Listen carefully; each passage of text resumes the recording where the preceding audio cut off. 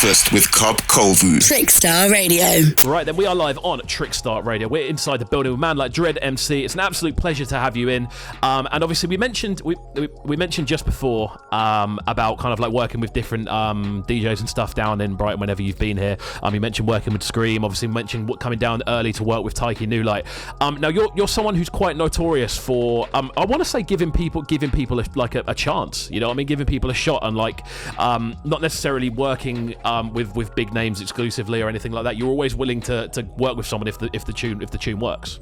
Yeah, that's nice to say, but I feel like someone gave me a chance. Like there was TC, there was Clips. It's like I feel like, and even the guy who first booked me to get a show, Mr. Manager for Cygnus Music distribution company in Gloucester, he put on a night with his two close friends called Omnipresence, and they heard like a CD of me. Just like I used to record every Friday at my friend's house. We just make a little set, and he heard like me on a set, and he said he wanted me to host for his nights, and he actually come to my house and picked me up. So those people gave me a chance. So I feel like if I hear somebody with good potential or I hear a tune I like, it doesn't matter whether they're the biggest producer in the scene or not. If I hear something and I like it and it can work, and I'll make it work. Like I'm really about that. It's not always about the money or the status. It is about having a love for music. And I think when you see it just as a business side of things all the time, like you could easily fall out in love with it. Or I think maybe you won't have that passion inside you to like really push it as much as you should do, or other people might see that he's just jumped on it because it's such and such, or they must have got paid grands to do that. It's like a bit of a payday or whatever. Like yeah. Cool. So let's kind of like move forward then, because obviously we're looking at kind of like the different producers you've been working with over the years, different DJs especially. Like something I like to ask a lot of the time when we're doing interviews on the show, obviously, is kind of like studio experiences, because everyone seems to have like one like quite entertaining studio story or like an interesting thing they've noticed about someone when they're producing a tune. Like where's been like the sort of what's been like the craziest studio experience for you? Even when you just said that word crazy, I've got a tune on Redlight's album called Active, and I was in his studio. He's got a booth, his microphone booth, and it's got foam all around it. And he says, I need you to be hype, like hyper. And he's like shouting, like be hyper. I'm jumping up and down in the booth, and I rip down loads of the foam. And then he's like, what the hell are you doing? Dread, you're damaging my he's like, wow. I was like, sorry, but we had to get the energy, and you know. So are there little bits of like this? Can you hear the stuff like falling down in the background in the recording? I think so, but I can't remember. But I remember jumping up and down in the actual booth, and it was quite enclosed at the time, and I remember loads did rip down one go. It's almost like I just tore down half of the wall on one side. But you know what? That means that it was like there was genuine energy going through the tune, and you can hear that on the tune. Yeah, but we got a good tune anyway, so yeah.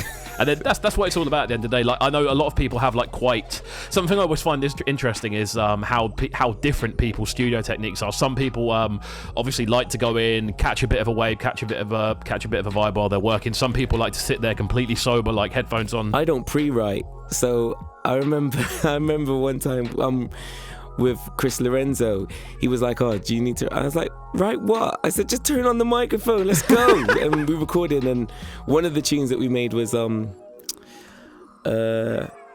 remember even Never Say Never was just like an idea where just came off the cuff. Like there's quite a few tunes that are like that, so I just record what comes to mind. Even when Hoda came into the studio to do kicks, like literally I was in between sessions. I said, pass through. He was there probably for about an hour, and I think we made like 2 or 3 ideas, and kicks was one of them. And I think he must have thought I was mad, because I was literally, he just sat next to me, put on the beat, and then I just started recording straight away. But when I'm like, feel like I'm just inspired, I'm firing, I can just lay down ideas, just go, bang, like straight in. There's no messing around. I think Darksy sent me something last night, and within half an hour I sent him back, about an hour I sent him back some STEM ideas, just say see what you think of those. So I work when I'm in the zone, I work super quick. It's sick to hear though, man. I mean,